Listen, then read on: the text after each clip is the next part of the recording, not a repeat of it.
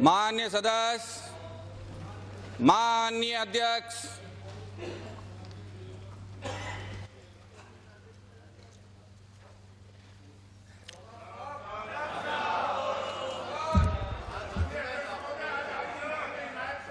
भवानी सिंह राजावत। प्रश्न संख्या 86।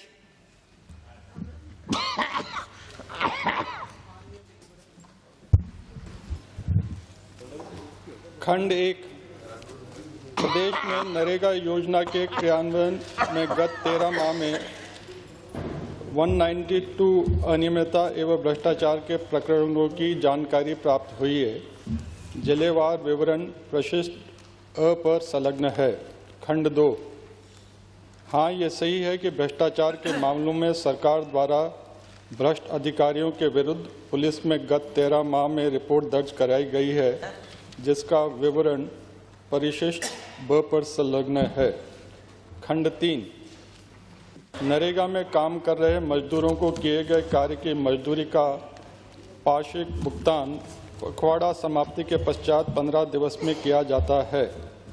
तकनीकी व स्थानीय कारणों से कुछ स्थानों पर निर्धारित समयावधि में देय भुगतान नहीं किया जा सका, जिसका जिलेवार विवरण परिशिष्ट स पर संलग्न है। माननीय अध्यक्ष महोदय, मेरे प्रश्न के जवाब के खंड 1 में माननीय मंत्री महोदय ने बताया कि 13 माह में लगभग 192 शिकायतें नरेगा में भ्रष्टाचार की सरकार को मिली है। मैं समझता हूं ये आंकड़ा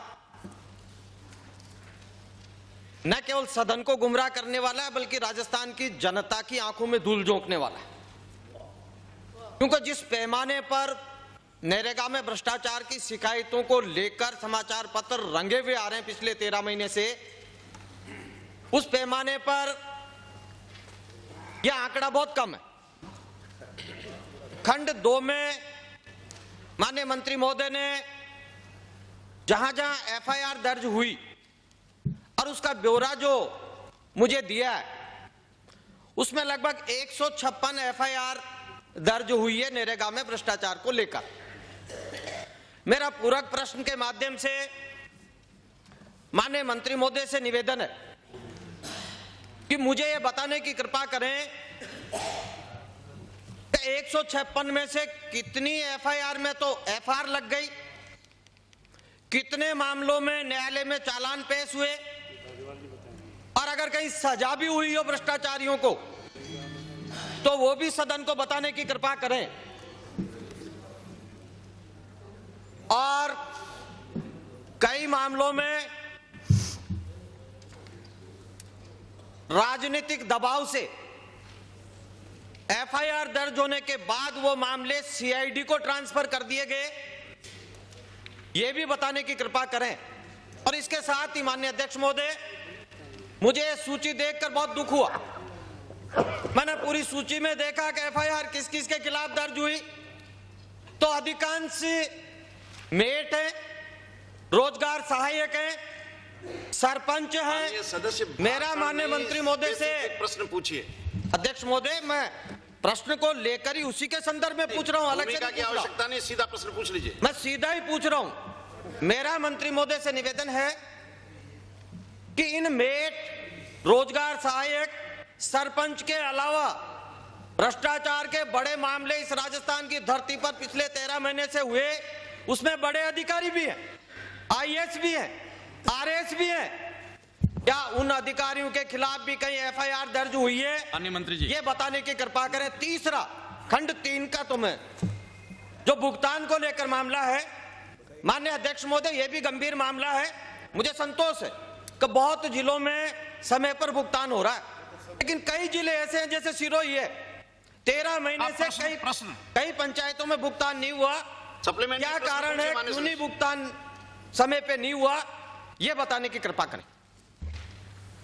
माननीय अध्यक्ष जी, माननीय सदस्य ने, लाटपुरा से आए सदस्य ने 3 बातों पर ध्यान दिलाया। एक तो इन्होंने ये आंकड़ा भ्रमित करने वाला बताया।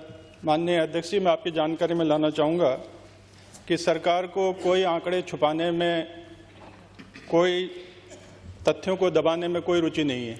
सरकार पूर्व में पहले ही अनेक बार इस बात को कह चुकी है कि भ्रष्टाचार को किसी भी सूरत में बर्दाश्त नहीं किया जाएगा और जो भी प्रकरण सरकार के समक्ष आएंगे उसको गंभीरता से लिया जाएगा और कोशिश ही की जाएगी कि जो आदमी इसमें जिस भी स्तर के हैं उनके खिलाफ कार्रवाई की जाएगी।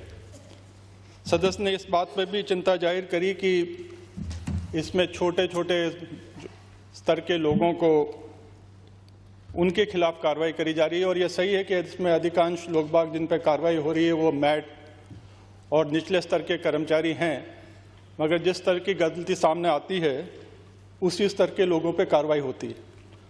और जहाँ तक बड़े अधिकारियों के अगर प्रश्न है तो सरकार के इस बात में बिल्कुल रुचि नहीं है कि बड़े अधिकारियों को बचाया जाए और छोटे कर्मचारियों को दंडित किया जाए। आपके पास जो हमने सूचना भेजी है उसका आप अवलोकन करें तो आप पाएंगे कि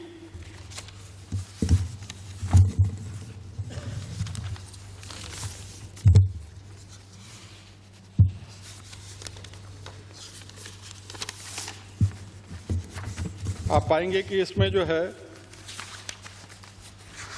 एक्सीएन लेवल के अधिकारी और आरएएस अधिकारी उनको भी हमने दंडित किया है। 2 आरएएस अधिकारियों को जो है निलंबित किया गया है और उनको सजा दी गई है। आप इसलिए किसी को बचाने का प्रश्न नहीं है। कुछ हमारे पास शिकायत कलेक्टर स्तर के अधिकारियों की भी आई है और जांच चल रही है। अगर वो दोषी पाएंगे तो कोई कलेक्टर भी उसमें दंड का भागीदारी होगा, निश्चित रूप से उसके खिलाफ भी कार्रवाई होगी। जहाँ तक भुगतान के विलंब की बात करी है आपने, निश्चित रूप से मैं इसको स्वीकार करता हूँ कि 15 दिन में भुगतान होने की व्यवस्था है और जैसा कि आपको हमने जानकारी दी है कि विलंब हो रहे हैं, सरकार प्रयास कर रही है, उसमें काफ़ी हमने सुधार करने के प्रयास किए हैं। आप चाहेंगे तो मैं डिटेल में उनकी जानकारी सदन को अभी अवगत करा सकता हूं। अध्यक्ष महोदय, माननीय मंत्री महोदय ने कहा कि बड़े अधिकारियों के खिलाफ भी हमने कार्रवाई की है, 2 आरएएस अधिकारियों के लिए भी आपने कहा। लेकिन माननीय अध्यक्ष महोदय, मैं आपको भी और सदन को बताना चाहूंगा, पूरे राजस्थान को ज्ञात है कि डूंगरपुर की तत्कालीन कलेक्टर आरुषि मलिक ऊंची दरों पर पेड़ों की खरीद की। टोंक के तत्कालीन collector Subir Kumar, T guard की खरीद में लाखों का घोटाला हुआ। ऐसे ही करौली कलेक्टर, दौसा कलेक्टर, इन कलेक्टरों ने करोड़ों का घोटाला किया। सरकार ने, मैं इसलिए कहना चाहता हूं कि मेट और सरपंच को तो दोषी मानकर उनके खिलाफ कार्रवाई की गई है, एफआईआर भी दर्ज हुई है, लेकिन इतने बड़े अधिकारी, सरकार मछलियों को मारना चाहती है, मगरमच्छों को क्यों नहीं मारना चाहती है? इसका संदेश पूरे राजस्थान में गलत जा रहा है। इनके खिलाफ एफआईआर दर्ज क्यों नहीं हुई? जो भ्रष्टाचार का बड़ा मामला और बड़े घोटाले इन्होंने किए। और माननीय अध्यक्ष महोदय, मैं सदन के नेता और आदरणीय मुख्यमंत्री जी का भी ध्यान आकर्षित करना चाहूंगा कि जब आपने कलेक्टर कॉन्फ्रेंस करी, उस कलेक्टर कॉन्फ्रेंस में करौली के जिला कलेक्टर नीरज पवन ने आपसे कहा कि जॉब कार्ड 3-3 हजार में बिक रहे हैं। आपकी मौजूदगी में उन्होंने कहा कि 20-25 हजार जॉब कार्ड फर्जी हैं करौली जिले में। प्रश्न क्या है आपका? मैं प्रश्न यही कर रहा हूं कि भ्रष्टाचार है, ये भ्रष्टाचार है। माननीय अध्यक्ष महोदय, आप मुझे टोके, मुझे आपत्ति नहीं है, लेकिन ये पूरे राजस्थान की पीड़ा है कि भ्रष्टाचार हो रहा है। माननीय मुख्यमंत्री जी को कलेक्टर कॉन्फ्रेंस में कलेक्टर कह रहे हैं कि फर्जी जॉब कार्ड बन रहा, और उसके बाद में एक और राजस्थान आज आश्चर्यचकित है कि केंद्र के हमारे, हमें खुशी थी, मैं प्रश्न पूछ रहा हूं, ये तो है कि इनके खिलाफ एफआईआर दर्ज क्यों नहीं हुई, ये बताएं। और आज ये कलेक्टर दोषी होते हुए कलेक्टर लगे हुए बैठे, एक चित्तौड़ की कलेक्टर है और दूसरे कलेक्टर दूसरी जगह लगे हुए बैठे हैं। माननीय अध्यक्ष जी, जैसा मैंने सदन को आपके माध्यम से पहले ही अवगत कराया है कि कितना भी बड़ा अधिकारी हो, अगर वो दोषी पाया जाएगा तो उसके खिलाफ कार्रवाई होगी। आपने उल्लेख किया है डूंगरपुर के कलेक्टर जो वर्तमान में चित्तौड़ के कलेक्टर हैं, और आपने उल्लेख किया है करौली के कलेक्टरों की उसके दोनों के बारे में आप चाहे तो मैं बता दूं क्या कार्रवाई हम कर रहे हैं। जिला कलेक्टर डूंगरपुर द्वारा नरेगा योजना के तहत 2010 कंप्यूटर, 2010 प्रिंटर तथा 2010 यूपीएस की आपूर्ति करने के लिए क्रय आदेश दिनांक 19/5/09 को ग्लोबल कंप्यूटर नेटवर्क जयपुर को दिए गए थे। ये क्रय आदेश लगभग 85 लाख रुपए का था। क्रय आदेश यद्यपि DGS&D दरों पर था, लेकिन क्रय आदेश जिस फर्म को दिया गया था वो फर्म DGS&D द्वारा अधिकृत नहीं थी। सामान्य वित्तीय एवं लेखा नियम एवं DGS&D के दर संविदा प्रावधानों के अनुसार उक्त क्रय DGS&D द्वारा अधिकृत दर संविदा धारक से ही किया जाना होता है। प्रकरण में ये क्रय आदेश जारी करने के उपरांत जिला कलेक्टर द्वारा क्रय आदेश को निरस्त भी कर दिया गया था, लेकिन फर्म द्वारा उपरोक्त सामग्री की सप्लाई कर दी गई। जिला स्तर से भुगतान प्राप्त नहीं होने पर firm global computers network Jaipur द्वारा जिले से भुगतान दिलवाए जाने बाबत पत्र विभाग को भिजवाया गया, जिस पर विभाग द्वारा प्राथमिक परीक्षण करवाए जाने पर प्रथम दृष्टया वित्तीय नियमों का उल्लंघन पाया गया है। साथ ही फर्म द्वारा सप्लाई की गई सामग्री दिए क्रय आदेश के अनुसार मात्रा एवं गुणवत्ता के अनुसार है अथवा नहीं, इस संबंध में तकनीकी जांच हेतु सूचना एवं प्रौद्योगिकी विभाग को प्रतिनिधि सहित एक जांच समिति का गठन किया गया है। वित्तीय अनियमितताओं के संबंध में अनुशासनात्मक कार्रवाई के लिए प्रस्ताव कार्मिक विभाग को भिजवाए जा रहे हैं। ये तो रहा एक कलेक्टर के बारे में। रहा दूसरा अपराध निरोधक संगठन राजस्थान द्वारा नरेगा कार्यों में क्रियान्वयन में उच्च अधिकारियों के भ्रष्ट आचरण के संबंध में एक शिकायत पत्र दिनांक 27/7/09 को आयुक्त नरेगा को प्राप्त हुआ, जिसकी जांच मुख्यालय के अधीक्षण अभियंता EGS से करवाई गई। जांच अधिकारी ने अवगत कराया कि जिला करौली में 51 लाख रुपए के पौधे बीज क्रय के मामले में वित्तीय अनियमितता पाई गई है। उक्त क्रय सक्षम समिति के माध्यम से नहीं कराना, न्यूनतम दर के मुकाबले उच्च दर पर क्रय करना, क्रय किए गए पौधे बीजों की सप्लाई के स्तर पर सत्यापन नहीं करना तथा न्यूनतम निवेदकता के विपरीत उच्च निवेदकता से नेगोशिएशन करना पाया गया है। प्रकरण की विस्तृत जांच संभागीय आयुक्त भरतपुर से करवाई जा रही है। अभी जांच विचार नहीं है, वो आएगी, निश्चित कार्रवाई होगी। सरकार ने इसके अलावा माननीय अध्यक्ष जी भ्रष्टाचार मिटने के लिए विभिन्न जो प्रयास कर रहे हैं, सदस्य चाहें तो उसकी भी जानकारी मैं दूं, आप चाहें तो। माननीय अध्यक्ष महोदय, ये बचाने की, अधिकारियों को बचाने की लीपाप होती है। माननीय अध्यक्ष महोदय, केवल मूल प्रश्न मैंने मूल प्रश्नकर्ता के इजाजत से पूछ रहा हूँ। माननीय अध्यक्ष महोदय, माननीय सदस्य कार्मिक विभाग के मंत्री हैं, वो बताएं सदन को, अपराधी चाहे छोटा हो चाहे बड़ा हो, एक राजनीतिक कार्यकर्ता अगर चक्का जाम करता है, एक पूरे प्रश्न का जवाब देकर छुट्टी करें। माननीय अध्यक्ष जी 15 मिनट निकल गए। माननीय अध्यक्ष जी, पूर्व मुख्य माननीय सदस्य का मूल प्रश्न भ्रष्टाचार से संबंध में है। मैं आंकड़े सहित जब से ये योजना लागू करी है उस पर अगर आपका ध्यान दर्शाऊंगा तो आपको पूरी बात समझ में आएगी। शांति से सुना, इस योजना में भारतीय जनता माननीय सदस्य की रुचि केवल भ्रष्टाचार में है, मैं उससे संबंधित आप जवाब दीजिए। मैं का जवाब दे दीजिए, खत्म बात। भ्रष्टाचार का ही जवाब दिलाना, भ्रष्टाचार का जवाब दिला रहा हूँ। ध्यान भ्रष्टाचार मिटने पे है, सदस्य का ध्यान किस पे है मुझे जानकारी नहीं, मगर सरकार का पूरा ध्यान भ्रष्टाचार को मिटने पे है। और पिछले 15 महीने में, आपने 13 महीने के, सरकार को 15 महीने हुए हैं। सुनो भाई, माननीय सदस्य सुनिए। ये योजना 2006 से चालू हुई है। 2006 में कुल दर्ज FIR उनकी संख्या में साल बार बताता हूँ। 2006 में एक भी FIR दर्ज नहीं हुई। 2007 में 9 FIR दर्ज हुई। 2008 में 54 हुई और 2009 में 216 FIR दर्ज हुई। और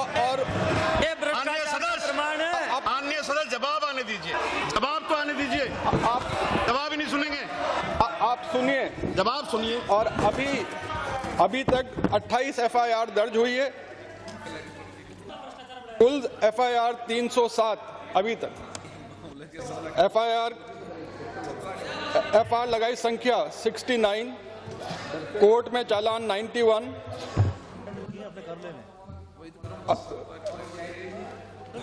CID में नहीं है, गिरफ्तारी हुए प्रकरणों की संख्या 87 और सजा हुई 4। माननीय अध्यक्ष जी, सरकार ने जो प्रयास किए हैं, क्योंकि इस योजना में जिस प्रकार से जितनी बड़ी राशि खर्च हो रही है, 13,000 करोड़ रुपए इसमें अब तक खर्च हो चुके हैं और लाखों की संख्या में जहां काम चल रहे हैं, निश्चित रूप में इसमें कमियां हैं और उसको मिटाना आप और हम सब हमारा कर्तव्य है। आप लोग इसमें हर महीने नरेगा से संबंधित एक संवाद इंदिरा गांधी भवन में होता है, उसमें जिसको भी कोई राय अपनी देनी है आप उसमें शामिल होकर इसमें योगदान दे सकते हैं और सरकार ने जो प्रयास करे हैं उसका भी मैं आपका ध्यान दिलवाना चाहूंगा ताकि इस व्यवस्था के अंदर नियंत्रण हो और भ्रष्टाचार मिटे। Thank you. श्रीमती सूर्य, अगला प्रश्न पुकार चुका हूं की उत्पादन वर्तमान मांग 1350 लाख यूनिट प्रतिदिन है। 1350 लाख यूनिट प्रतिदिन।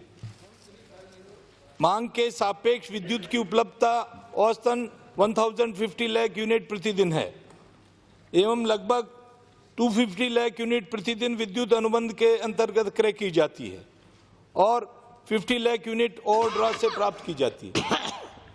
नंबर 2 सर, विद्युत उपलब्धता में वर्तमान में 710 लाख यूनिट औसत प्रतिदिन राज्य में उत्पादित होती है, जिसकी व्यय दर परिशिष्ट 1 पर उपलब्ध है। विद्युत का इकाईवार उत्पादन एवं लागत प्रति यूनिट वार विवरण परिशिष्ट 2 पर उपलब्ध है।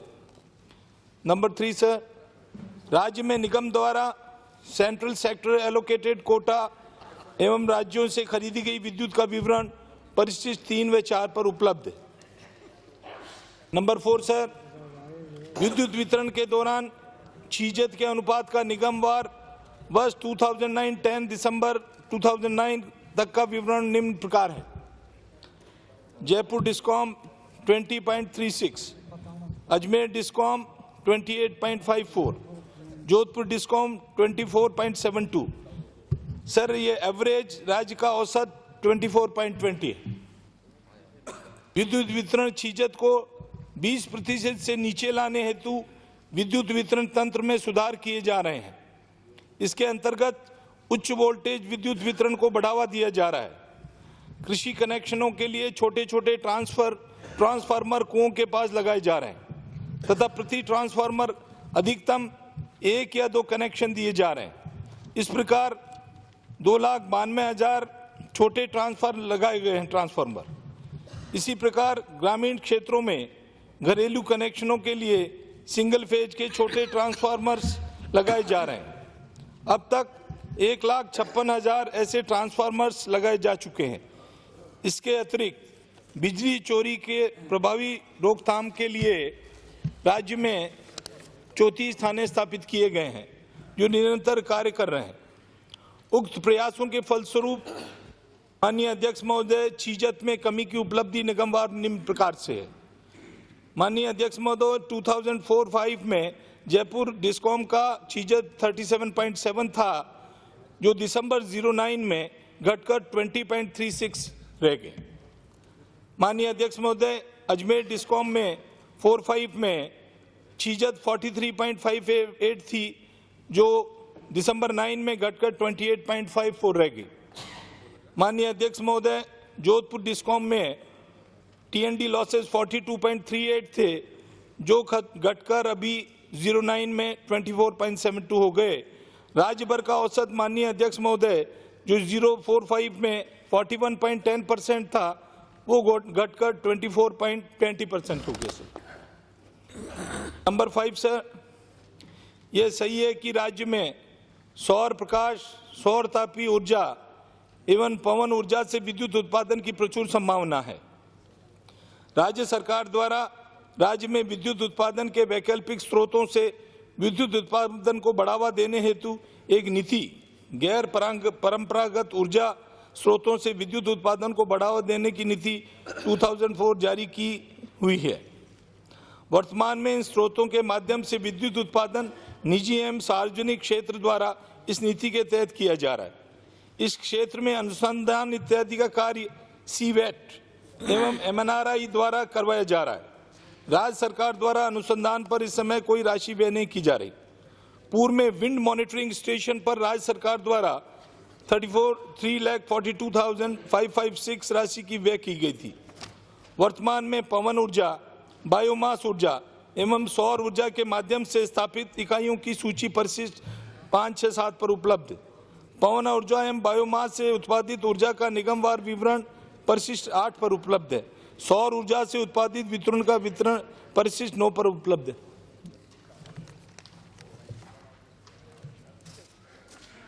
माननीय अध्यक्ष महोदय, मैं आपके माध्यम से मंत्री जी से ये जानकारी चाहूँगी, जो कोई भी इसमें जो मेरे को जो उत्तर मिला है और जिसकी मैंने जानकारी चाहिए, माननीय अध्यक्ष महोदय बहुत तोड़ मरोड़ करके किस तरीके से इन्होंने जवाब दिया है, मैं उसका अगर एक एक का विवरण करूं तो मेरे ख्याल से 2 बज जाएगी और कोई काम होने वाला नहीं है। इस तरीके से अगर विधानसभा के अंदर एक जनप्रतिनिधि को, एक MLA को इस तरीके से उत्तर दिया जाता है, माननीय अध्यक्ष महोदय मैं इसका क्या जवाब दूं? मेरे को समझ में नहीं आती। माननीय मंत्री महोदय ने ये बताया है, मैं खंड 4 पे ही जाऊं, आगे जाऊं ही नहीं, मेरे को इतना ही बता दे। ये माननीय अध्यक्ष महोदय, खंड 4 में छिज्जत संबंधी आंकड़े गलत, बिल्कुल गलत बता दिए हैं इन्होंने जिस तरीके से दिए हैं। अगर ये इस आंकड़े को मान लिया जाए तो फिर सदन के नेता को बिजली के ऊपर पैसा बढ़ाने की जरूरत ही क्या पड़ती? कोई जरूरत नहीं पड़ती। ये 10 पैसे क्यों बढ़े, मैं ये भी जानकारी चाहूंगी। मानिए यदि बिजली की चीज इतनी कम हो गई तो आप गांवों में 24 घंटे बिजली क्यों नहीं देते? जब आप अपने खुद के रिकॉर्ड में, आप अपने खुद के उत्तर में ये बता रहे हो कि 20% रह गई है, तो फिर 24 घंटे गांव में बिजली क्यों नहीं देते हो? गांव वाले इतने परेशान हैं कि मैं आपको क्या बताऊं। शहर वाले तो है जो है, कोई बात नहीं, इधर उधर चला लेंगे। गाँव वाले कितने परेशान हैं। माननीय अध्यक्ष महोदय, खंड 4 के आंकड़ों में यदि सही माने तो क्यों नहीं सरकार द्वारा बिजली की दरों में आधा दर किया जाना चाहिए? सरकार ऐसा क्यों नहीं कर रही है, जबकि बजट में भी 10 पैसा प्रति यूनिट दर बढ़ा दी है? क्या सरकार जनता की पसीने की कमाई से मुनाफा करना चाहती है? माननीय अध्यक्ष महोदय, इस तरीके से माननीय अध्यक्ष महोदय, मैं खंड 4 की बात कर रही हूँ। आगे माननीय अध्यक्ष महोदय मेरी सुन तो लो। पूरा भूल जाएंगे, जवाब नहीं दे पाएंगे। नहीं, मैं 4 का ही बोल रही हूँ, मैं तो आगे जा ही नहीं रही हूँ। मैं तो पहले वाले का तो कुछ बोल ही नहीं रही हूँ। माननीय अध्यक्ष महोदय, इन्होंने अपने उत्तर में दिया 66% से नीचे लाने हेतु विद्युत वितरण में सुधार किया जा रहा है। अब क्या सुधार किया जा रहा है, क्या उस आंकड़े पे देख लो। विद्युत वितरण बढ़ावा दिया जा रहा है। कृषि कनेक्शनों के लिए छोटे छोटे ट्रांसफर कुओं के पास लगाए जा रहे हैं। मैं माननीय मंत्री महोदय से ये पूछना चाहूंगी, छोटे छोटे ट्रांसफार्मर कहाँ कहाँ लगाए और किस किस जगह लगाए, उसकी मेरे को थोड़ी जानकारी दे दें। माननीय कहाँ लगे तो बताएंगे कि नहीं बताएंगे? नहीं तो मेरे को क्या मालूम पड़ेगा। माननीय अध्यक्ष वहाँ लगाया तथा प्रति ट्रांसफर अधिकतम 1 या 2 कनेक्शन दिए जा रहे हैं। माननीय सदस्य, यदि आप सारे ट्रांसफरों की सूची चाहेंगे तो खाद्य मंत्री जी की उत्तर की तरह बड़ा उत्तर लंबा हो जाएगा। अध्यक्ष महोदय, फिर तो मैं प्रश्न पूछा ही नहीं। मेरा प्रश्न इतना महत्वपूर्ण है, अगर आप नहीं चाहे तो बैठ जाए। नहीं, आप पूछिए। मैं तो सही बात पे तो 4 पे ही गई हूँ ना, मैं तो आगे गई भी कहूँ साहब, मैं तो बहुत नीचे आ गई हूँ। मैं तो बहुत नीचे आकर के ये पूछना, इनसे जानकारी चाह रही हूँ। हालांकि मैं शहरी क्षेत्र की हूँ। अब सूर सागर में गई हूँ तो कुछ जगह ऐसी आई है, इसलिए मेरे को ये जानकारी करनी जरूरी है। ये विपक्ष के उपनेता बैठे हैं, मैं ये भी बिजली मंत्री रहे हुए हैं, सदन के नेता बैठे। प्रश्न तो आपको इनसे नहीं करना है ना, उनसे करिए। नहीं, मैं तो बता रही हूँ आपको, ट्रांसफर कितने कनेक्शन दिए जा रहे हैं। इस प्रकार 2,92,000 छोटे ट्रांसफर लगाए। 2,92,000 किसको कहते हैं? ये 5-10 ही मेरे को बता दे, 15-20 भी बता दे, मैं इनको मान जाऊंगी। माननीय अध्यक्ष महोदय, मेरे को ये तो बताओ, इसी प्रकार ग्रामीण क्षेत्र में घरेलू कनेक्शनों के लिए स्लिप फेज से छोटे ट्रांसफर लगाए जा रहे हैं, कौन से कहाँ लगाए जा रहे हैं, थोड़ी जानकारी तो दो आप। आपने तो बता दिया इसके ऊपर देख लो, इसके ऊपर देख लो, ऐसे थोड़ी होता है कोई। आप अपने उत्तर में ये सारा मेरे को बताते। आपने बताया 1,56,000 ऐसे ट्रांसफर लगाए जा चुके हैं जिसके अतिरिक्त बिजली चोरी प्रभावी रोकथाम के लिए। अब कहाँ रोकथाम किए, क्या किया है, मेरे को इसकी सारी आप तुरंत मंत्री महोदय, माननीय अध्यक्ष महोदय, जवाब दिला रहा हूँ आपको। कितने गांवों में बिजली देते हैं, कितने गांवों को 24 घंटे बिजली देते हैं, मेरे को इस बात की सिर्फ जानकारी दे दे, मैं ज्यादा और कुछ नहीं पूछा। आपने कितने सप्लीमेंट्री पूछे हैं आपने? मैंने तो एक ही पूछी है ना साहब, मैंने पूछा ही कहा है, मैंने तो ये सारा तो छोड़ ही दिया है। मैं खास मुद्दे पे ही आई हूँ, माननीय मंत्री जी, इस मुद्दे पे आई हूँ, किसका ही जवाब दे दे। माननीय मंत्री जी, ऊर्जा मंत्री जी, किसका ही जवाब दे दे। आपको याद है ना इन्होंने जो सप्लीमेंट्री पूछा? नहीं याद है तो मैं इनको याद दिला दूं। और एक कम्प्लीमेंट्री क्वेश्चन पूछने की भी तो आज्ञा होगी। ऑनरेबल अध्यक्ष महोदय, माननीय जोधपुर से आने वाली बहुत सीनियर हाउस की मेंबर हैं और आपने बड़ा महत्वपूर्ण सवाल पूछा है। मैं आपको इसके बारे में अवगत कराना चाहूँगा कि जो TND लॉसेज हैं, छीजत हैं, वो टोटल डिस्कॉम में कितनी बिजली आई उसका रिकॉर्डेड है माननीय सदस्य, और कितनी बिजली बिकी ये भी रिकॉर्डेड है, सारे बिजली के बिल जाते हैं, और कितनी बिजली डिस्कॉम में आई, कितनी बिजली बिकी, इसका जो डिफरेंस है, इसका जो अंतर है माननीय सदस्य, उस अंतर को छीजत कहते हैं, TND लॉसेस कहते हैं।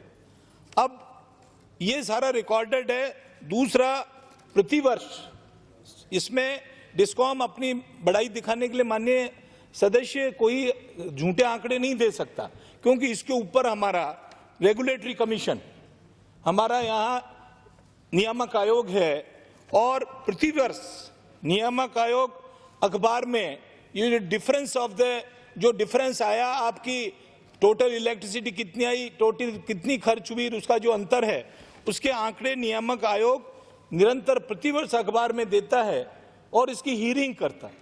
और कोई भी उसके अंदर सदस्य को आपत्ति हो तो वो उसके अंदर अपनी आपत्ति, नियामक आयोग एक तरह का कोर्ट है माननीय सदस्य, और न्यायालय पे किसी सरकार का अपना कंट्रोल नहीं है। नियामक आयोग इंडिपेंडेंट बॉडी जो बिजली के केसेस को डील करती है, और उसके अंदर कोई भी इस तरह का अगर इसके अंदर इरेगुलरिटी होगी तो नियामक आयोग के सामने रखी जा सकती है। अतः मैं आपसे कहना चाहूंगा कि जो भी आंकड़े प्रस्तुत किए गए हैं उसके बारे में कभी भी अगर आपत्ति हो तो नियामक आयोग के सामने प्रस्तुत की जा सकती है। और मैं आपसे अर्ज करना चाहूंगा कि आप इस बारे में सोचती हैं कि अगर ये रेगुलर है तो नियामक आयोग के सामने इस तरह की अपनी आपत्ति प्रस्तुत की जा सकती है।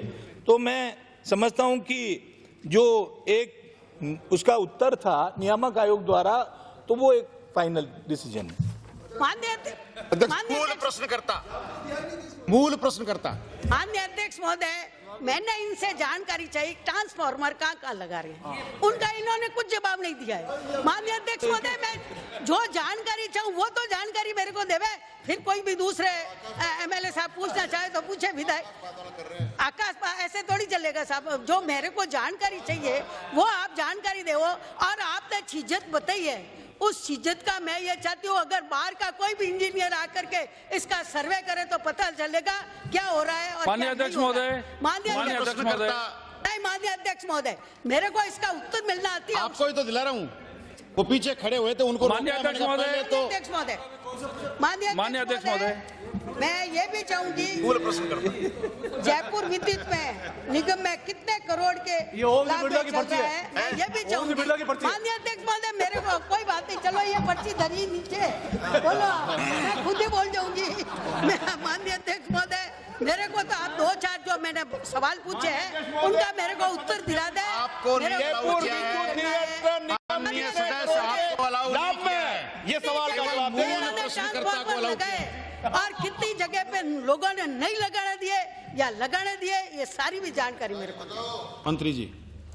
माननीय अध्यक्ष महोदय, जो माननीय बहुत सीनियर हाउस की मेंबर हैं, उन्होंने जो प्रश्न किया है कि कितने ट्रांसफॉर्मर्स लगाए गए, मेरे पास सूची है, मैं उसको अर्ज कर देता हूं आपके कितने लगाए गए के साथ साथ ये भी पूछा कहां लगाए गए। माननीय अध्यक्ष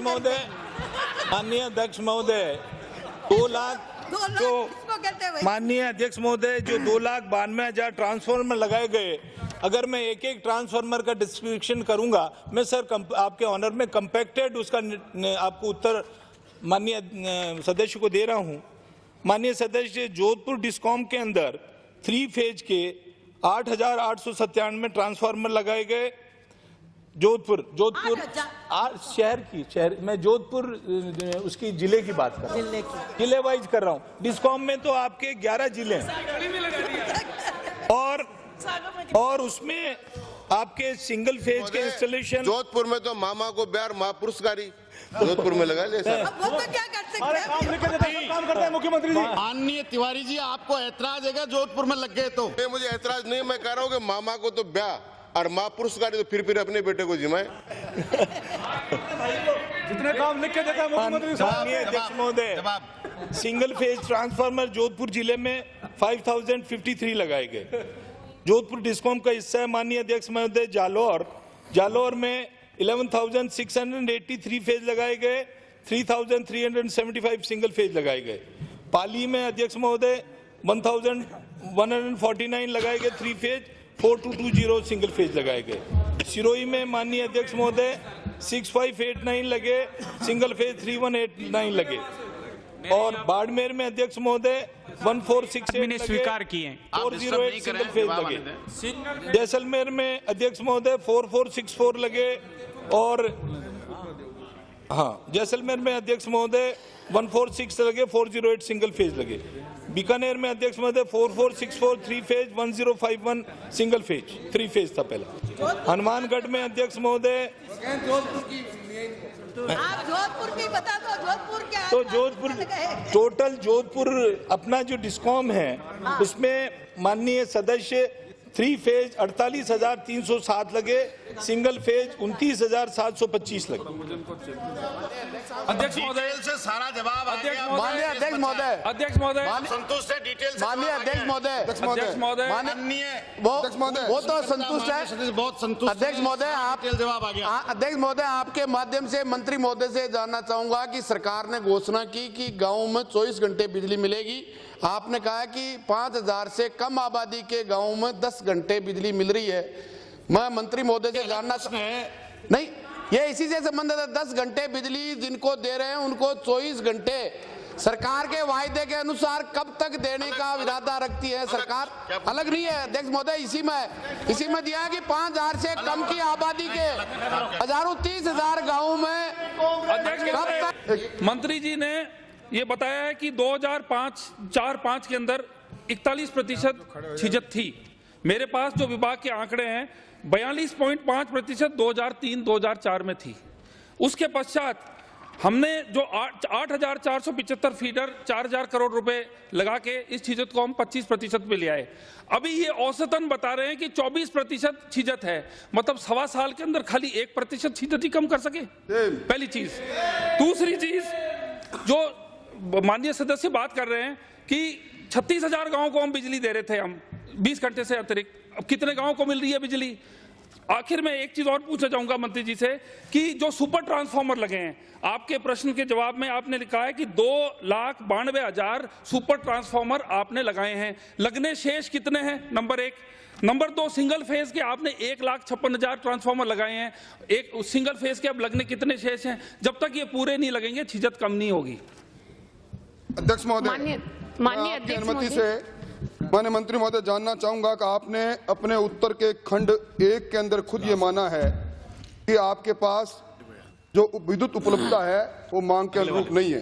तो मेरा सवाल ये है कि क्या यह सही है कि विद्युत उपलब्धता की कमी के कारण आप राजस्थान के किसान को 5 घंटे बिजली और राजस्थान के गांव के उपभोक्ता को मात्र 8 घंटे बिजली दे पाए हैं? कितना कट आपने पिछले महीने में विद्युत उपलब्धता कम होने के कारण किया, कृपया बताएं। नंबर 1। नंबर 2, जो सेंट्रल सेक्टर अलॉटेड कोटा है, क्या यह सही है कि हमें जितना सेंट्रल सेक्टर अलॉटेड कोटा हमारा होना चाहिए उससे कम हमें बिजली उपलब्धता हो रही है? और नंबर 3, आप बायलैटरल एग्रीमेंट से कितनी बिजली करे हैं? और क्या यह भी सही है कि आपने कुछ औद्योगिक प्रतिष्ठानों से, अडानी, रिलायंस और थापर से भी आप इधर मुंह करके बिजली खरीदने का काम किया? अध्यक्ष महोदय, अडानी, रिलायंस और थापर से अगर इनसे खरीदने का आपने करार किया है, कहां से आ गया? ये सवाल नंबर ये अध्यक्ष महोदय अडानी कहां से आ गया? नहीं, ये इसी में है, इसी में विद्युत क्रय करने का सवाल इन्होंने किया है। आप पर अडानी कहाँ गया इसमें? इन्होंने अध्यक्ष महोदय, इन्होंने विद्युत औद्योगिक प्रतिष्ठानों से विद्युत खरीदी या नहीं खरीदी? बता दें, नहीं खरीदी तो नहीं है, खरीदी है। अडानी कहाँ से आ गया इसमें? आप उनका जवाब इसी के अंदर है, इसी के अंदर है। माननीय अध्यक्ष महोदय, जो माननीय लोहावट से आने वाले सदस्य ने, जो पूर्व में स्वयं मंत्री रहे हैं पावर के, जो प्रश्न पूछा है उसके बारे में माननीय अध्यक्ष महोदय मैं आपसे अर्ज करना चाहूँगा कि जो हमारे 2,92,000 ट्रांसफार्मर्स लगे हैं और 1,56,000 सिंगल फेज लगे हैं, तो ये एक सतत प्रक्रिया है और ये आगे भी लगते रहेंगे इसके अंदर। और उसके अंदर वो डिटेल पूछना चाहेंगे तो मैं पर्सनली उनको दे दूंगा। नंबर 2, आपने जो छीजत के बारे में प्रश्न किया, माननीय अध्यक्ष महोदय, छीजत मंत्री जी लगने कितने शेष रह गए हैं, आप उसका जवाब दीजिए ना। जवाब आने दीजिए। कितने लगने, आपने बता दिया इतने लग गए हैं, बाकी लगने कितने हैं? और सुपर ट्रांसफार्मर लोग आपको लगाने देंगे कि नहीं लगाने देंगे? आप इधर देख करके सुनिए, मेरी भी डिस्टर्ब नहीं बीच में। माननीय अध्यक्ष महोदय,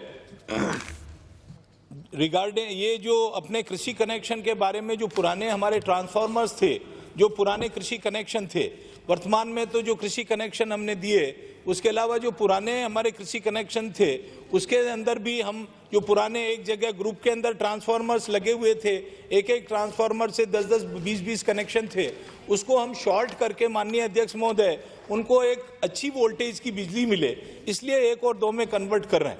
जितने भी पुराने हमारे पास जितने भी ओल्ड कनेक्शंस थे, तो एक ट्रांसफार्मर पे अध्यक्ष महोदय 20-20 कनेक्शन थे, 30-30 थे, उनको वोल्टेज लगने कितने शेष हैं ये बताइए ना, फिगर बताइए। जवाब दीजिए सर, फिगर स्पेसिफिकली मैं आपको। आप कह रहे हैं कि 292 2,92,000 लग गए, अब लगने कितने शेष हैं?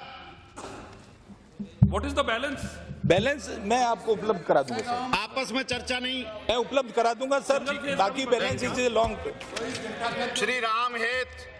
श्री राम हेत बैठिए मंत्री, श्री राम हेत। जवाब ही नहीं आया मंत्री जी। अध्यक्ष महोदय, भाग संख्या 1 जी नहीं, कृषि महाविद्यालय लालसोट वर्ष 2007 में खोला गया था।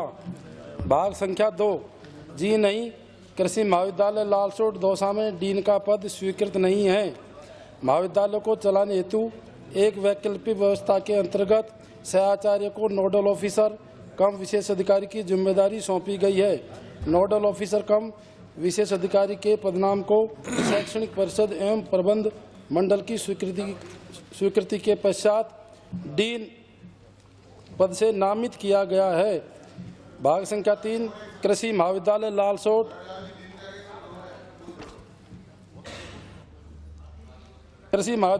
में डीन की नियुक्ति नहीं की गई है क्योंकि राज्य सरकार द्वारा डीन का पद स्वीकृत नहीं है। अध्यक्ष महोदय, मैं मंत्री महोदय से पूछना चाहता हूं कि लालसोट महाविद्यालय में क्या सरकार की मंशा डीन की नियुक्ति करने की है, और है तो कब तक डीन की नियुक्ति हो जाएगी?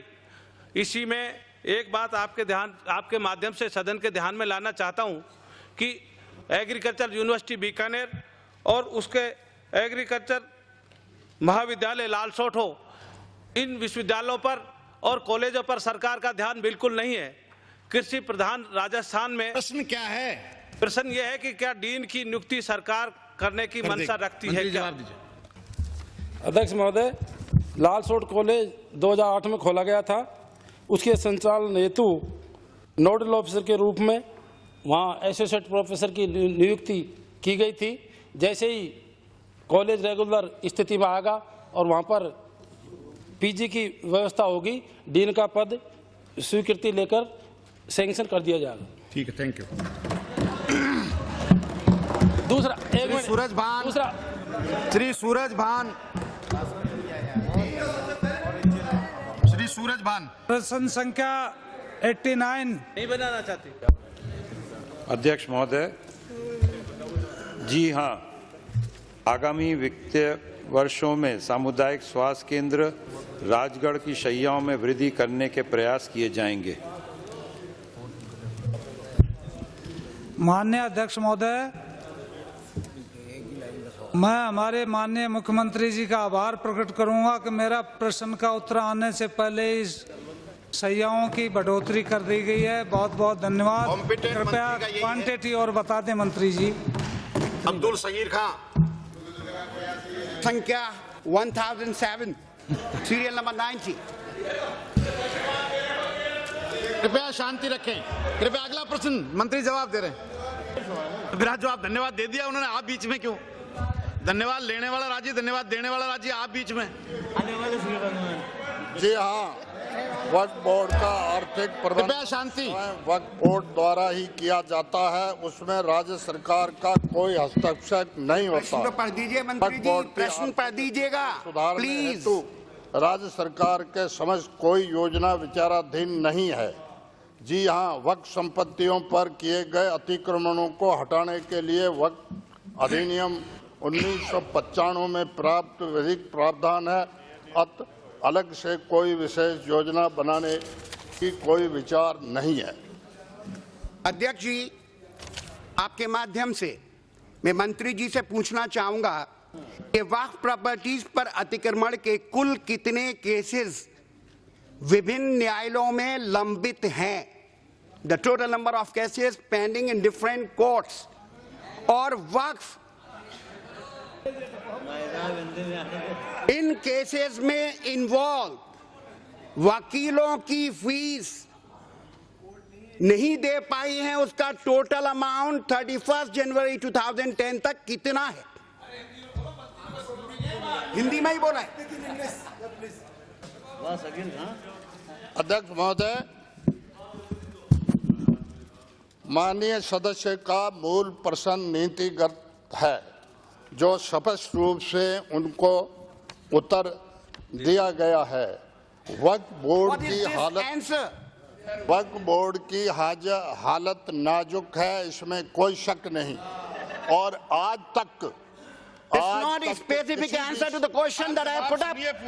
क्वेश्चन का जवाब, आज तक किसी भी सरकार ने इस बोर्ड में एक पैसा भी देने की प्रयास नहीं किया। ये पहली सरकार, सुनिए, ये पहली सरकार अशोक गहलोत की ने है, जिसमें पिछली बार भी 45 लाख रुपए की ग्रांट दी गई और इस वक्त भी बजट भाषण में 55 लाख रुपए का प्रावधान किया गया है। और सरकारी विभागों में जो आंकड़े आप कहो तो मैं पढ़ के सुना लूं, 2 करोड़ न कुछ ऊपर पैसा अभी तक बकाया है। ये वक्फ बोर्ड की लापरवाही है। बोर्ड आपका है, जिसने आज तक इस पे कोई कार्रवाई नहीं की। Honourable speaker sir, honourable speaker sir, this is not the answer to the question that I put up. माननीय सदस्य, पहले मूल प्रश्न प्लीज, मेरा ओरिजिनल क्वेश्चन, पहले मूल प्रश्न करना। मेरे प्रश्न का उत्तर दिया ही नहीं, राजनीति की बात कर रहे हैं। मैं इनसे पूछा स्पेसिफिकली कि आपके कितने केसेस न्यायालय में भिन्न भिन्न में हैं, आपने संख्या नहीं बताई। दूसरा, मैंने आपसे पूछा कि आपको टोटल वकीलों की कितनी फीस देनी है, वो आपने नहीं बताया। मंत्री जी, आप प्रश्नों का उत्तर दीजिए। शब्द एक्सप्लेन कर दिया जाए। अध्यक्ष महोदय, केसेज पेंडिंग जो है सुप्रीम कोर्ट में 5 है। राजस्थान हाई कोर्ट की जोधपुर और जयपुर ब्रांच में 281 है और राजस्थान वक्फ प्राधिकरण में 822 है। न्यायालय वक्फ संपदा अधिकारी में 975 है। सिविल न्यायालय में 30 है। मंत्री जी, और ये विस्तृत आ गया।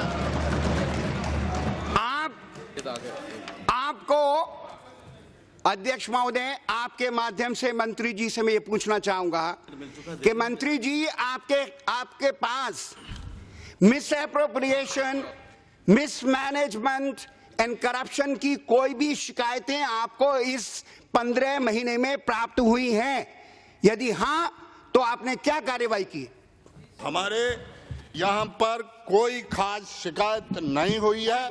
आपके वक्फ बोर्ड की लापरवाही की और स्थानीय कमेटियां में जो 7% आमदनी वक्फ बोर्ड में आती है उसमें 1 पैसा भी नहीं आ रहा है और वो वक्फ बोर्ड जो है उस पर कोई कार्रवाई करने नहीं जा रही है। वक्फ बोर्ड का एक्ट सेंट्रल का है, स्टेट गवर्नमेंट दाखिल सीधा उसमें नहीं कर सकती। क्या ये सत्य है कि सरकार हेल्पलेस है, पावरलेस है इनमें हस्तक्षेप करने में? श्री ओटाराम देवासी,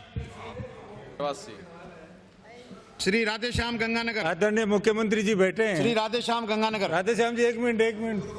राधेश्याम जी, बहुत इम्पोर्टेंट सवाल है। जवाब सारा स्पष्ट आ गया। और मंत्री महोदय ने भी कहा है कि ये सेंटर वर्क एक्ट में आएगा, तो मैं मुख्यमंत्री जी से कहना चाहूंगा कि इसका किराया जो एक्ट है, क्योंकि ये वर्क की संपत्तियां हैं, वो 5 रुपए में किराया आता है, इसलिए सेंटर से इस एक्ट को चेंज करें तो इसकी दशा सुधरेगी। खंड 1 जिला गंगानगर में कुल APL 5,22,446, MBPL 44,361 कार्ड धारक हैं। सरकार द्वारा APL कार्ड धारकों को 10 किलोग्राम गेहूं प्रति कार्ड, BPL कार्ड धारकों को 30 किलोग्राम प्रति माह, 450 ग्राम चीनी प्रति यूनिट, कुल उपभोक्ताओं की संख्या के आधार पर समानुपातिक मात्रा में उपलब्ध कराया जा रहा है। इसी अनुपात में डिपो धारकों द्वारा वितरण किया जाता है। वर्ष 2008 से जनवरी 2010 तक की सूचना परिशिष्ट 1 पर संलग्न है। खंड 2 जिला श्री गंगानगर के APL कार्ड धारकों के लिए जनवरी 2009 से जनवरी 2010 तक आवंटित व डिपो धारकों द्वारा उठाकर वितरित गेहूं की सूचना परिशिष्ट 2 पर संलग्न है। खंड 3 गंगानगर शहर में मांग के अनुसार व तहसील में APL कार्ड धारकों को आवंटित मात्रा अनुसार गेहूं व केरोसिन राशन कार्ड धारियों की वर्तमान संख्या के आधार पर उपरोक्त अनुसार समानुपातिक मात्रा में उपलब्ध कराया गया है। गेहूं व केरोसिन के संबंध में कर्मचारियों में डिपो धारकों की मिलीभगत की कोई शिकायत विभाग को प्राप्त नहीं हुई है। इस संबंध में कोई जांच विचाराधीन नहीं है। खंड 4 जनवरी 2008 से 2010 तक जिला रसद अधिकारी व अन्य निरीक्षकों द्वारा डिपो में किए गए निरीक्षण के दौरान पाई गई खामियों की गई कार्रवाई की सूचना तहसीलवार परिशिष्ट 3 पर संलग्न है। सम्माननीय अध्यक्ष महोदय, जो भी जानकारी यहाँ मंत्री महोदय ने दी है, मेरे ख्याल में विभाग में आपको टोटल जानकारी गलत दी है। पहली तो बात यह है कि आप APL या BPL जो भी उनको देते हो, क्या 10 किलो से पेट भर सकता है? दूसरा, आपने ये इसमें दर्शाया है, ये आपने ये लिखा है इसमें कि आवंटन जो किया है आपने 176। मैंने ये पूछा है कि आपने बांटा कितना है? आपने उठा तो लिया 100%, कहीं उठाया आपने 50%, कहीं उठाया आपने 30%, लेकिन बांटने वाला खाना कहाँ है? आपने जो बांटना था, डिपो को द्वारा बंटना था, वो किस हिसाब से बांटा आपने? वो कोई आंकड़ा इसमें आपने दर्शाया नहीं। मैंने जो पूछा है प्रश्न, वो तो प्रश्न इसमें है ही नहीं, आया ही नहीं। आपको सूचना गलत दी गई है। चारों तरफ बिल्कुल अंधेरा छाया हुआ है। पूरे राजस्थान के डिपो जो हैं वो किस तरह कर रहे हैं, ये आपकी जानकारी में करोड़ों रुपए का गड़बड़ इसमें हो रहा है। पूरक प्रश्न पूछिए। पूरक प्रश्न पूछा है ना जी भाई, इसमें जब खाना ही नहीं मैं पूछूं क्या जी? भाई भाई ऐसा है, मैंने पूछा है आवंटन कितना हुआ, ऐसा है आपने जनवरी 2008 में 176 उठाया और 100% उठा लिया। अरे भाई दिया किसको, कितना बटा? सारे ट्रक के ट्रक बिक गए, सारे ट्रक ले गए बाहर। आप जो चीज है वो तो बता ही नहीं। मैंने जो प्रश्न पूछा वो कहाँ है इसकी डिटेल? आपको उन्होंने ये पोथा पकड़ा दिया और आपने यहाँ बता दिया। ये आपने जो शुद्ध के लिए युद्ध चला रखा है, ये लोगों का गला घोटा जा रहा है। करोड़, ये 2008 का मामला है, 2008 का मामला। मैं आगे कैसे बढ़ूं? मेरे को जानकारी नहीं दी गई। आप बताइए ना भाई, कोई जानकारी तो हो, उठा लिया। वो जानकारी के लिए सप्लीमेंट्री इसीलिए पूछते हैं ना, पूरक प्रश्न। मैं वही कम रहेगी तो पूछ लो। अध्यक्ष महोदय, मैं वही निवेदन कर रहा हूँ भाई, आपने जो आवंटन किया आपने उठा भी लिया, आपने बांटा तो है ही नहीं। एक भी दाना किसी को नहीं मिला। ट्रक के ट्रक बाजार में बिक गए और कई बार ट्रक पकड़े गए। ये आपकी जानकारी में है। जब वो चीज आएगी नहीं तो मैं क्या पूछूंगा?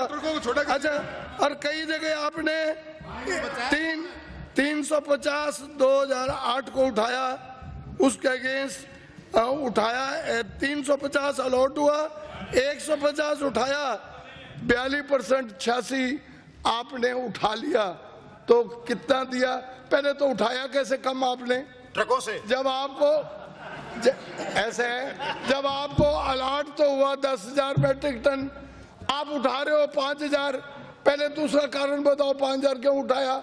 और उसके बाद आप 60% या 50% उठा लिया, तो गया कहाँ?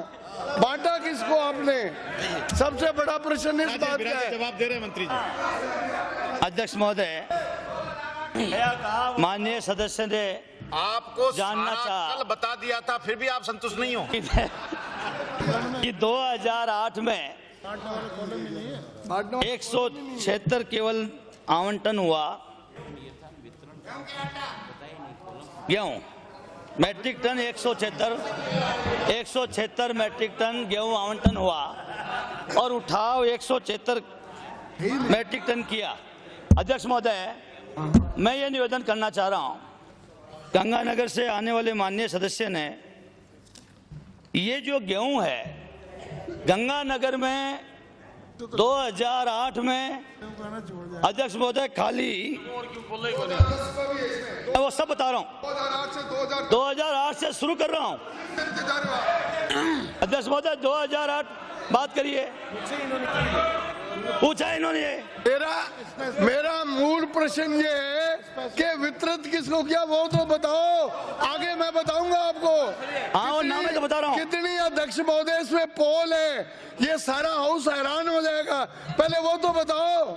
अध्यक्ष महोदय, मैं माननीय सदस्य को बताना चाह रहा हूँ, गंगानगर का, गंगानगर जिले में 2008 से सिर्फ एक तहसील में सूरतगढ़, उसके भी खाली 20 पंचायतों में उठाव करके वितरण किया है। पूरे जिले में 1 क्विंटल का भी वितरण 2008 में नहीं हुआ है। एक क्विंटल का वितरण नहीं हुआ है।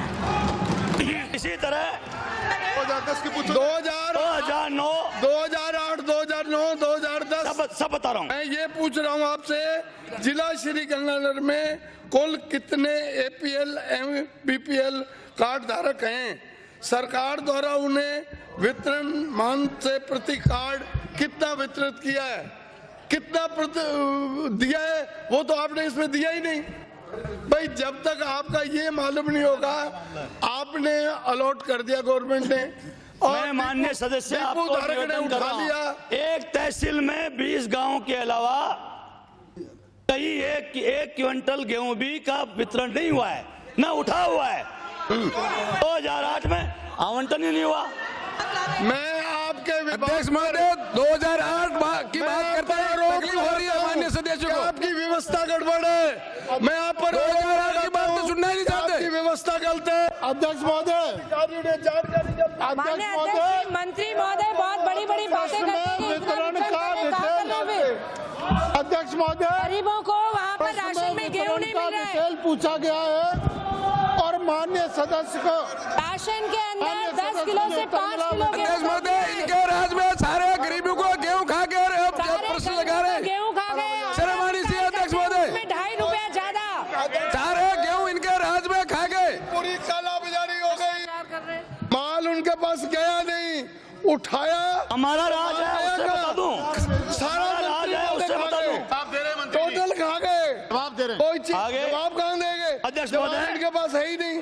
जवाब क्या? अध्यक्ष महोदय, जब इसमें दिया ही नहीं। आरोप है, मेरा आरोप। जवाब दे रहे हैं मंत्री जी, पूरी जवाब दे रहे हैं। चीनी समय समाप्त होने जा रहा है, जवाब सुन लें। और पूरी की पूरी गेहूं बाजार में बिक गई। मेरा ये आरोप है, इस बात को सिद्ध करें। पूरा का पूरा आप विराजें। का घोटाला है। बिकेगी जब तो जब उठाव होगा, जब वितरण करेंगे। उठाव ही नहीं हुआ, यार कमाल बात। आवंटन ही नहीं हुआ। अरे श्रीमान जी, आपको पता ही नहीं है। खाली आप तो ताली पीटते हो और कुछ पता नहीं आपको। अरे भाई, जब आप तो भ्रष्टाचार करते हो, भ्रष्टाचार की जीती जाती तस्वीर हो आप। कमाल बात करते हो आप। क्या बात कर रहे हो आप? बात का जवाब ही नहीं दे रहे। मैं कुछ पूछ रहा हूँ, आप कुछ बता रहे हो। 2009 अध्यक्ष महोदय, झूठे आरोप लगा रहे हैं। 2008 का मामला है, झूठे आरोप लगा रहे हैं अध्यक्ष महोदय। आने से ये क्या तमाचा कर रहे हैं? बाबत जो लगाए गए हैं, भ्रष्टाचार की जो बात उठाई गई है, इस पर बंद होना चाहिए। आसन पांव पर हैं, कृपया विराजें। बंद होना चाहिए। कृपया विराजें। आसन पांव पर हैं, कृपया विराजें। माननीय सदस्य, कृपया विराजें।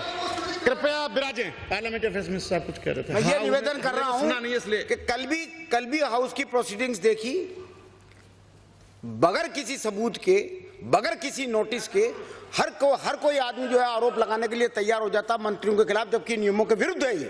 आज भी ये भ्रष्टाचार की बात कर रहे हैं, तो या तो भ्रष्टाचार साबित करें और या सदन से माफी मांगे, और या फिर अगर आप दे रहे हैं तो नोटिस दीजिए आप बाकायदा इनको। इस तरीके से नहीं चल सकता है, इस तरीके से नहीं चल सकता हाउस। भ्रष्टाचार आप जवाब मांग रहे हैं। अध्यक्ष महोदय, ये अधिकार है इनको, ये अधिकार है। अगर किसी मंत्री के खिलाफ अध्यक्ष महोदय, नियमों का सरासर विरोध है। इनके पास आरोप है, नोटिस दें, ये अधिकार है, हम उसका जवाब देंगे बाकायदा। लेकिन इस तरीके का आरोप अगर लगते हैं और स्पंद नहीं होगा और ये इनको प्रतिपादना नहीं मिलेगी आपकी तरफ से, कल भी लगाया आरोप, आज भी लगा रहे हैं। ये अच्छी परंपराएं नहीं होंगी इस हाउस की। आप इनको कहिएगा ये बात। करता हूँ आपकी चुनौती। प्रश्नकाल समाप्त। प्रश्नकाल समाप्त। माननीय सदस्य, प्रश्नकाल समाप्त। प्रश्नकाल समाप्त। आसन पांव पर हैं, प्रश्नकाल समाप्त। अंकित नहीं होगा। आधे घंटे आसन पांव पर है माननीय सदस्य। प्रश्नकाल समाप्त हो चुका है।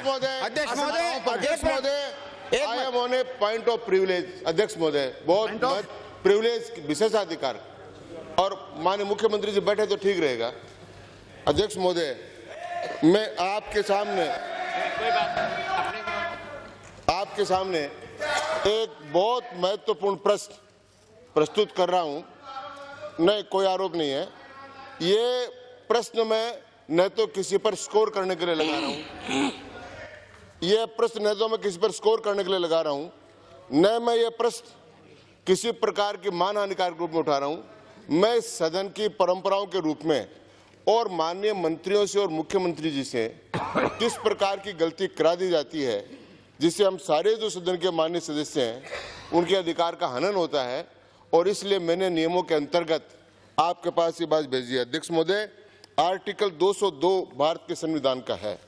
उस आर्टिकल के अंतर्गत ये साफ लिखा है, in the governor shall in respect of every financial year cause to be laid before the house or houses of the legislature of the state a statement of the estimated receipts and expenditure of the state for that year, in this part referred to as the annual financial statement।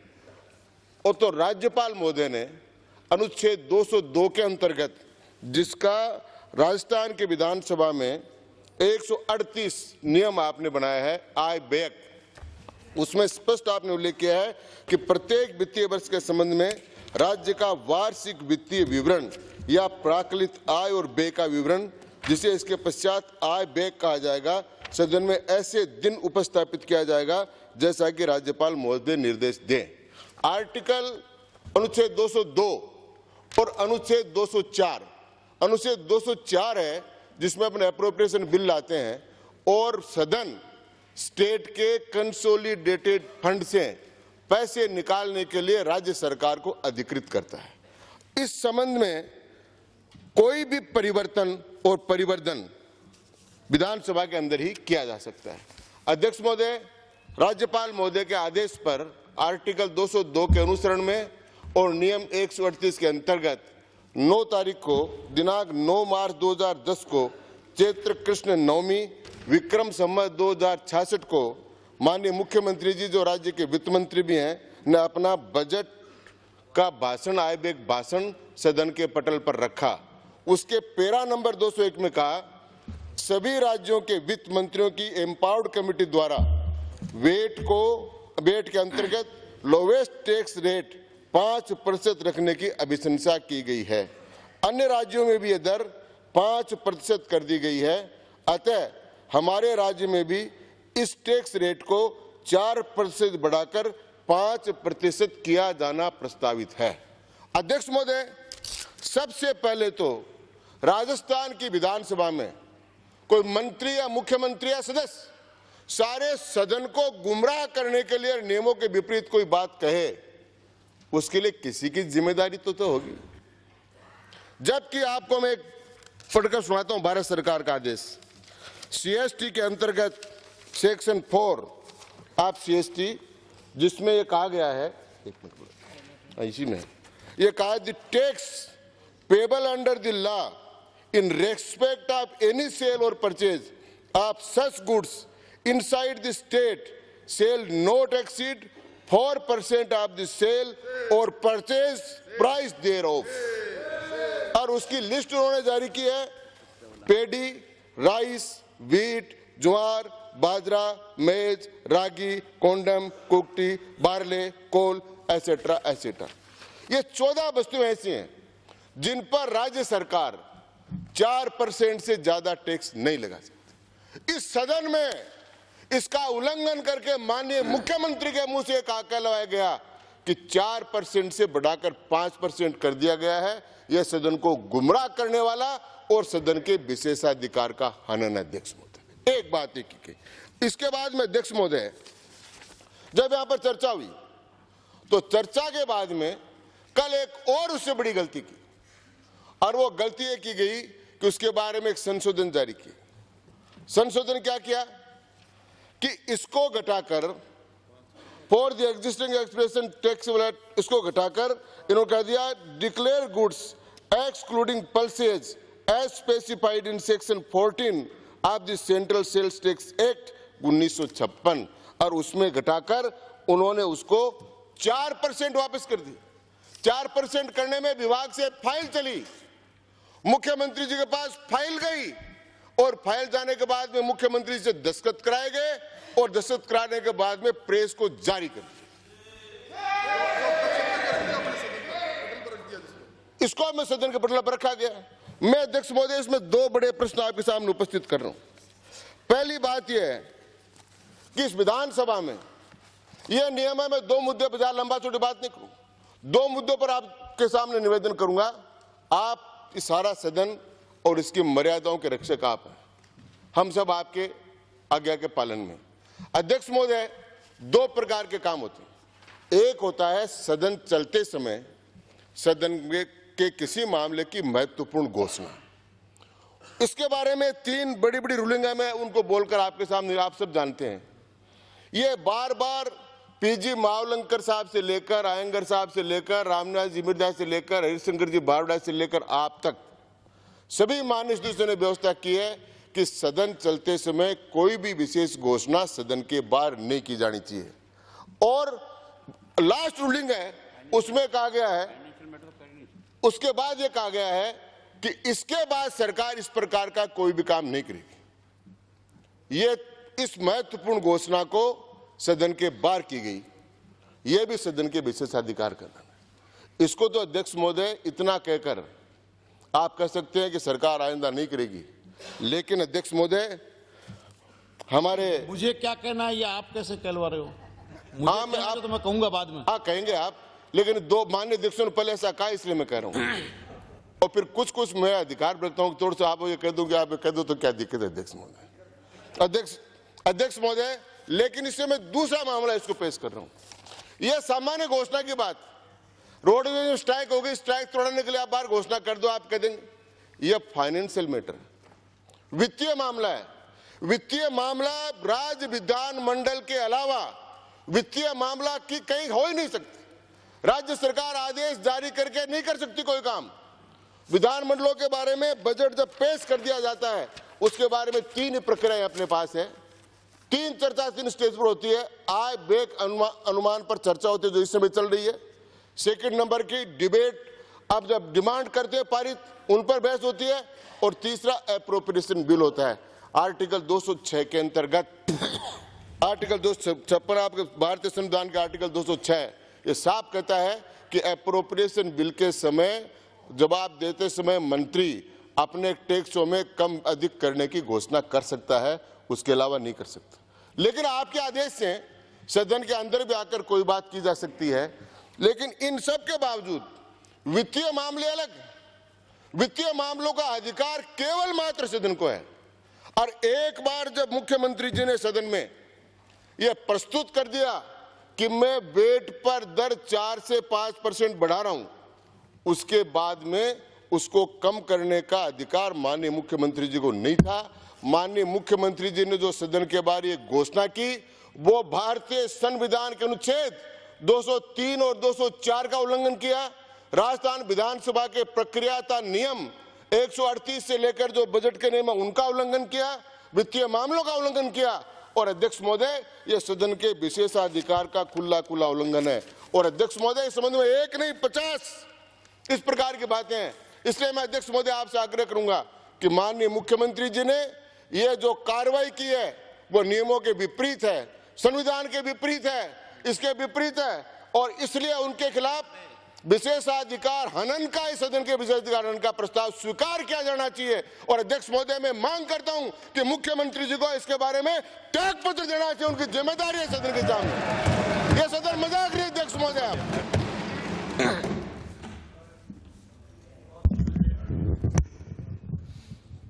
अध्यक्ष महोदय, ध्यान तो आकर्षित करेंगे।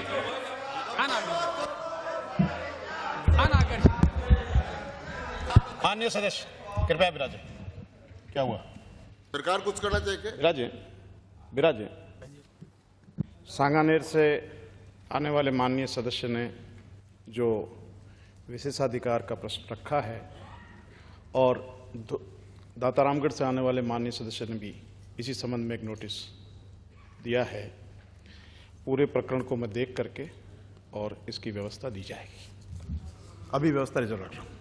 अध्यक्ष महोदय, मैं व्यवस्था दूंगा। मैंने आपसे निवेदन कर दिया, अब आगे चर्चा की आवश्यकता नहीं। कृपया विराजे। नहीं, चर्चा की तो नहीं है।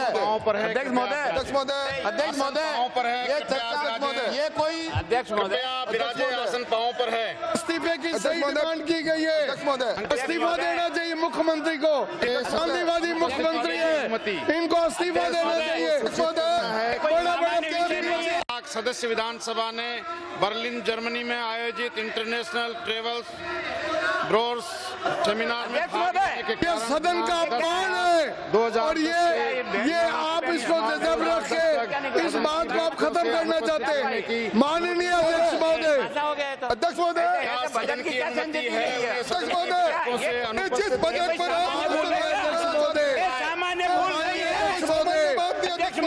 पूंजीपतियों से मिलकर सदन की बैठकों से अनुपस्थित रहने की अनुमति दी जाए। लोकतंत्र की हत्या कर रहे हो अध्यक्ष महोदय, लोकतंत्र की हत्या हो रही है। ये हमारे अधिकारों की हत्या हो रही है, संविधान की अवहेलना हो रही है, हमारे संविधान की हत्या हो रही है। ये अधिकार पर है। कृपया विराजे। भूल क्या हो सकती है? कृपया विराजे। अगर कुछ कहना नहीं होगा, अपनी अपनी सीटों पर कृपया पधारें। अंकित नहीं हो रहा कि कार्रवाई 1 घंटे के लिए स्थगित की जाती है।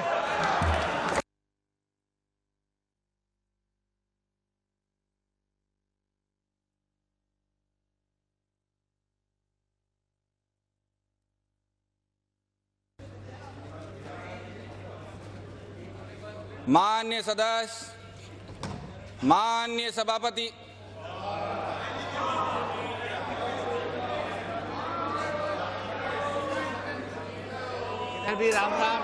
सभापति महोदय, आपके सम्मुख से 157वें विशेषाधिकार का प्रश्न विचाराधीन है। सभापति महोदय, ये विशेषाधिकार का प्रश्न इसलिए खड़ा हुआ सभापति महोदय कि ये सरकार ने जिस तरह टैक्स प्रपोजल के अंदर सदन चलते हुए सदन के बाहर जाकर जो कटौती की बात कही सभापति महोदय, और विशेष बात यह है सभापति महोदय, केंद्रीय बिक्री कर कानून 1956 में धारा 14 और 15 के अंदर जिन गुड्स को डिक्लेयर किया है अंतर्राज्यीय व्यापार के विशेष महत्व के माल पर वेट 4% से ज्यादा हो नहीं सकता, उन सारी चीजों को भूलकर राजस्थान की सरकार और राजस्थान के मुख्यमंत्री जी ने उन सारे नियमों को जो केंद्रीय बिक्री कर कानून का हिस्सा है उनको धत्ता बताकर पहले इस राजस्थान के लोगों पर महंगाई का मार मारने के लिए गेहूं, चावल, सरसों, मूंगफली को 5% किया।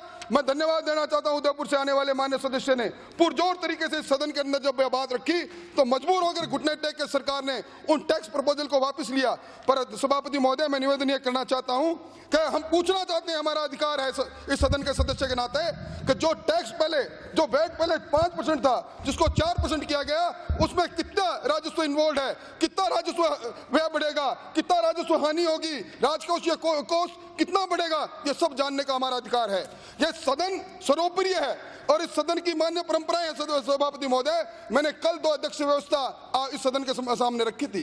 रामनिवास जी मिर्दा आसन पर विराजे थे, उनके सामने जब यह बात आई उस समय एक बार नहीं 2 बार, सभापति महोदय आपको तो मैं पढ़कर सुना सकता हूं, एक बार नहीं 2 बार इस तरह की व्यवस्था हुई है कि इस सदन के चलते हुए कोई भी नीतिगत निर्णय सदन के बाहर नहीं हो। इसलिए सभापति महोदय, मेरी मांग है, पहले राज्य के मुख्यमंत्री आए, त्याग पत्र दे, समय याचना करें और उसके बाद सदन की कार्रवाई आगे बढ़े। इसलिए मेरी प्रार्थना है, ये सवाल किसी एक पार्टी का नहीं, ये हमारे संवैधानिक परंपराओं पर कुठाराघात है, हमारे संवैधानिक सम्मान पर चोट करने का काम किया है, ये इस सदन की अवमानना की बात है। इसलिए मेरा निवेदन है सभापति महोदय, मेरी प्रार्थना आपसे सभापति महोदय, ये अनुत्तरित सवाल तैर रहे हैं, किस कारण से सदन में चलते हुए किस शिष्टमंडल से मिलकर मुख्यमंत्री जी को अचानक सूझा कि जो टैक्स वेट में 5% किया था उनको वापस 4% कैसे कर दिया जाए, ये मैं चाहूंगा।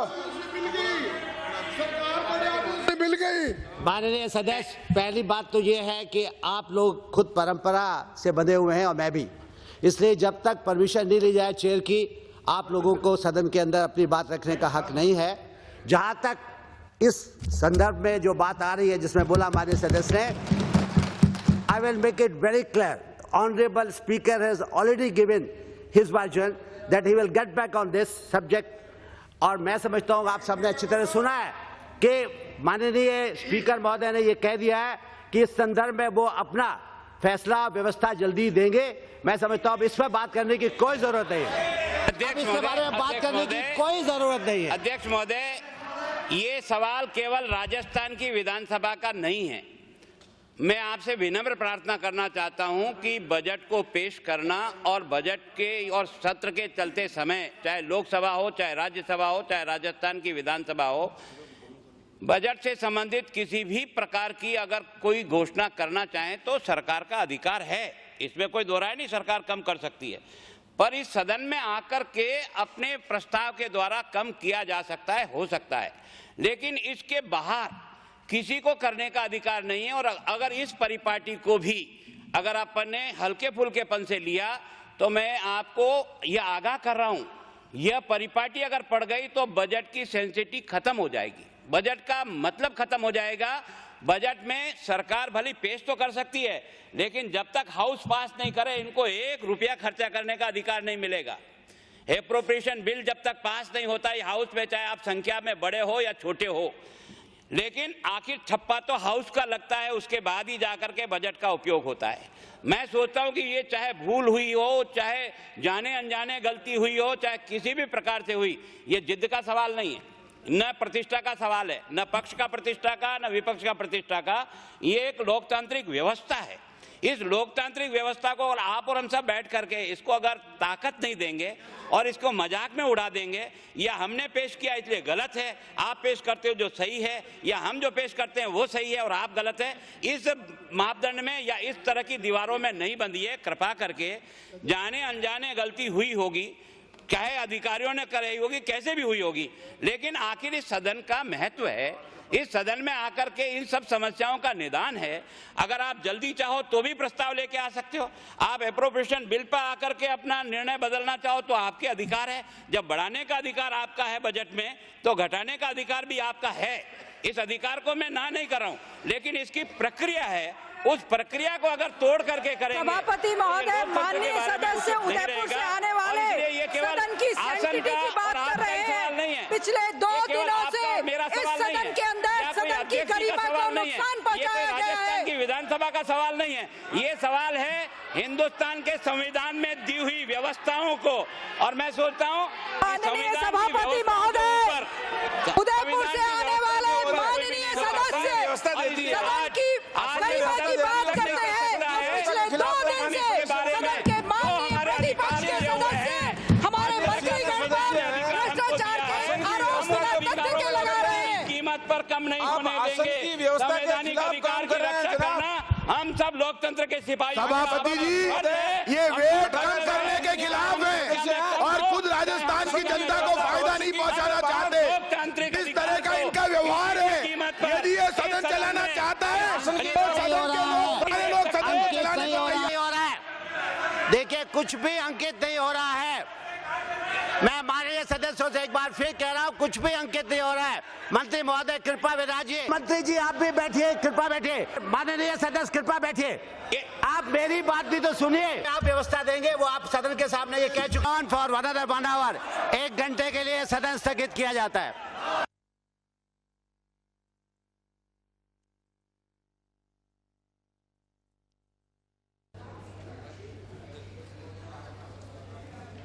माननीय सदस्य, माननीय अध्यक्ष,